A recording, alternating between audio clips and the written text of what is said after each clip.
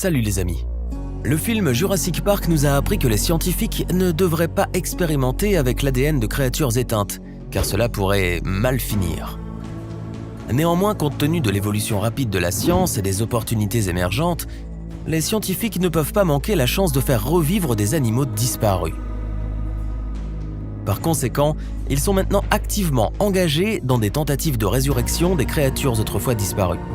Dans la vidéo d'aujourd'hui, nous allons vous parler de 10 animaux disparus que les scientifiques vont faire revivre dans un avenir proche.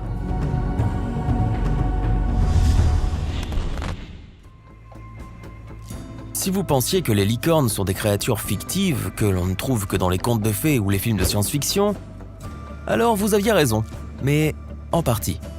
Les licornes existaient vraiment, mais elles avaient l'air un peu différentes de ce qu'on nous montre dans les films.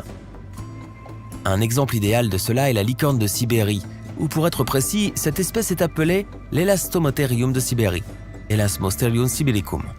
Il s'agit d'une espèce de rhinocéros éteinte qui vivait en Eurasie au Pléistocène moyen. Les scientifiques pensent que ces créatures particulières apparentées aux rhinocéros modernes ont disparu il y a environ 29 000 ans. Les scientifiques pensent que d'un point de vue biologique, cette espèce s'est éteinte relativement récemment.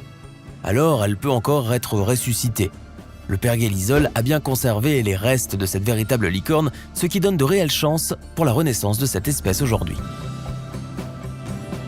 Comme les mammouths, les tigres à dents de sabre, ou plutôt les félins à dents de sabre, sont parmi les animaux disparus les plus célèbres au monde. Il convient de rappeler le dessin animé L'Âge de glace, où l'un des personnages principaux était le tigre à dents de sabre, Diego. Les derniers tigres à dents de sabre ont disparu il y a environ 10 et 11 000 ans. Les scientifiques pensent que les tigres à dents de sabre ont été les premiers animaux de la planète à être complètement détruits par les humains.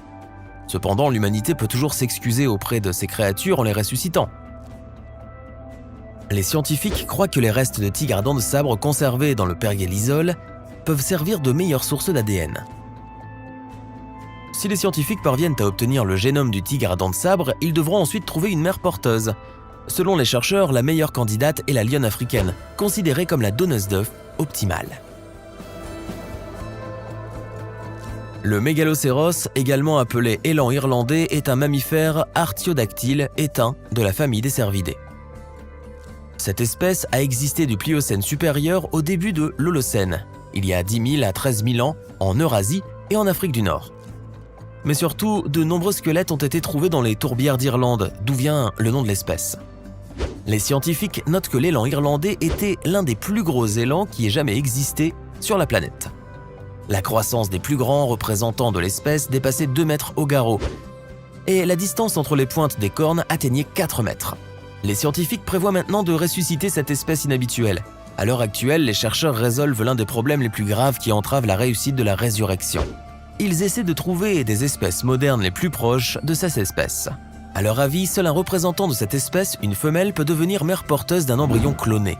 D'une manière ou d'une autre, si la recherche réussit, le mégalocéros pourrait bien renaître.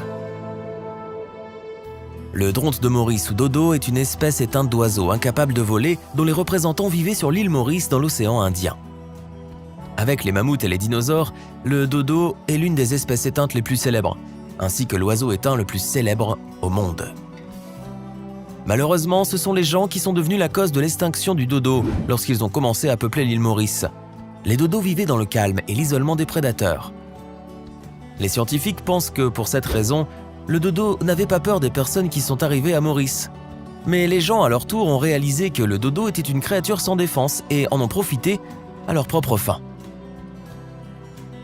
Au cours du XVIIe siècle, les gens ont détruit son habitat naturel, alors que des animaux amenés par eux ont ravagé les nids de dodo et les ont rivalisés pour des ressources alimentaires limitées. En conséquence, la population de dodo a fortement diminué et le dernier dronte de Maurice est décédé en 1662.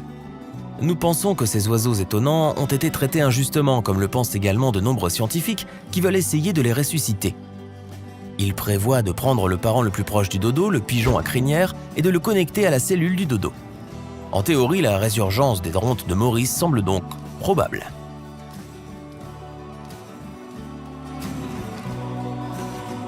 Actuellement, l'île australienne de Tasmanie est connue principalement pour ses diables de Tasmanie, des mammifères étranges qui sont endémiques de l'île. Mais relativement récemment, Une autre espèce intéressante habitait la Tasmanie, également appelée marsupio ou loup de Tasmanie. Le dernier loup marsupial sauvage a été tué le 13 mai 1930 et en 1936, le dernier loup marsupial qui a été gardé en captivité est mort de vieillesse dans un zoo privé. Malgré le fait que l'espèce semble avoir disparu pour toujours, les scientifiques pensent qu'ils sont capables de la faire revivre. En 1999, le Musée national australien de Sydney a annoncé le lancement d'un projet visant à créer un clone du loup marsupial en utilisant l'ADN des chiots de cet animal, qui ont été conservés au musée dans de l'alcool. À la fin de 2002, les scientifiques ont réussi à extraire l'ADN, mais les échantillons se sont avérés endommagés et inutilisables.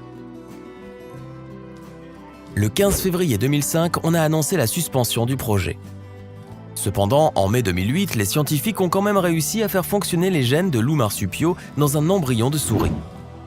La source du matériel génétique était le petit alcoolisé de ce prédateur marsupial qui était conservé au musée de Sydney depuis plus de 100 ans. Il est probable que les scientifiques pourront éventuellement ressusciter le thylacine, même si cela peut prendre des centaines de tentatives.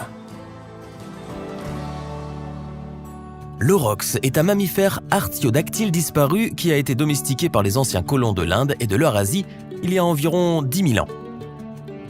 L'aurochs est considéré comme l'un des ancêtres de tous les bovins modernes. Malheureusement, cette espèce, importante d'un point de vue historique, a été déclarée éteinte au XVIIe siècle après Jésus-Christ, lorsque le dernier individu est mort de maladie. À l'heure actuelle, les scientifiques prévoient de ressusciter l'aurochs par le croisement des races primitives des bovins européens. Ils prévoient de croiser des individus similaires à l'aurochs jusqu'à ce qu'ils produisent un animal aussi proche que possible de lui. Malgré le fait que l'aurochs élevé de cette façon ne sera pas identique à celui éteint, il y aura très peu de différences selon les scientifiques. On note que les chances de réussite de cette expérience sont très élevées car au XXe siècle, dans le cadre d'une campagne similaire pour faire revivre l'aurochs, le taureau eque a été élevé à partir des races modernes de taureaux domestiques issus de l'aurochs. Cette expérience a partiellement réussi. Donc l'expérience moderne pourrait bien réussir. La conure de Caroline est un oiseau de la famille des Psittacidae qui a vécu en Amérique du Nord jusqu'à sa destruction par les chasseurs. En conséquence, le genre a été déclaré éteint.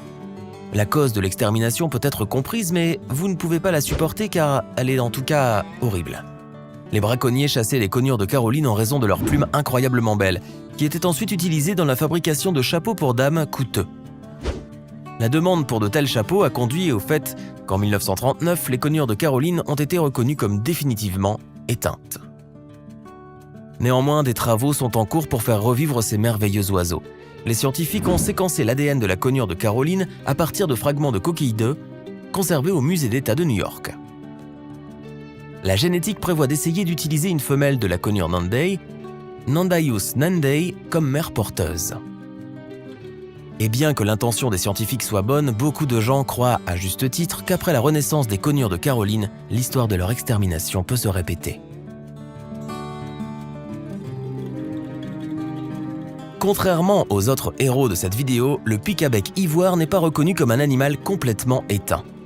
Officiellement, il est répertorié comme une espèce en danger d'extinction. Cependant, comme seuls quelques individus de ces pics sont restés dans le monde, la plupart des ornithologues considèrent l'espèce comme complètement éteinte. Quand il s'agit de ressusciter des animaux éteints, il est impossible de ne pas mentionner les mammouths, car ces mammifères sont peut-être les créatures éteintes les plus célèbres du monde. Cela est en grande partie dû au fait que les mammouths reçoivent beaucoup d'attention dans la culture populaire. De nombreux films et dessins animés ont été tournés à leur sujet, par exemple L'Âge de glace avec le mammouth Manny. C'est pour cette raison que de nombreux gens attendent la résurrection des mammouths. Ils seraient intéressés de voir à quoi ressemblaient ces animaux. Apparemment, le désir des gens se réalisera bientôt car les scientifiques trouvent souvent les restes de mammouths dans le pergélisol. Ainsi, récemment, un mammouth a été trouvé sur l'île Wrangel, dans l'océan Arctique, qui vivait il y a seulement 4300 ans. Les scientifiques pensent qu'il est plus facile de ressusciter les mammouths que d'autres animaux disparus, car le pergélisol les empêche de se décomposer complètement et préserve un matériel génétique important. Les scientifiques ont déjà extrait des cellules des restes de nombreux mammouths.